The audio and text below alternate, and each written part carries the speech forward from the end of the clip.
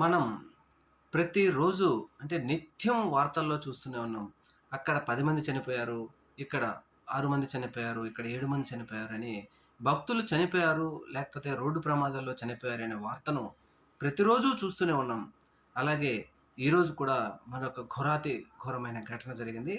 ప్రకాశం జిల్లాలో మహానందిని దర్శించుకొని తిరిగి చీరాల వెళ్తున్నటువంటి భక్తులు ఇన్నోవాలో వెళ్తుండగా కొమరోలు దగ్గర అనుకుంటా రాంగ్ రూటులో వస్తున్న లారీ ఇన్నోవాను గుద్దేసడంతో 6 భక్తులు అక్కడికక్కడే మరణించారు.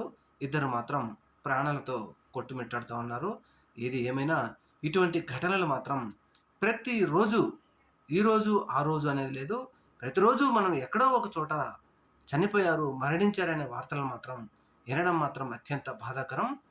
మరణించిన భక్తులందరికీ మాజీ ముఖ్యమంత్రి వైఎస్ఆర్సీపీ పార్టీ అధినేత వైఎస్ జగన్మోహన్ రెడ్డి గారు, అలాగే ముఖ్యమంత్రి గారు దిగ్భ్రాంతిని వ్యక్తం చేస్తూ వారి సంతాపాన్ని తెలియజేశారు వారి కుటుంబాలకు.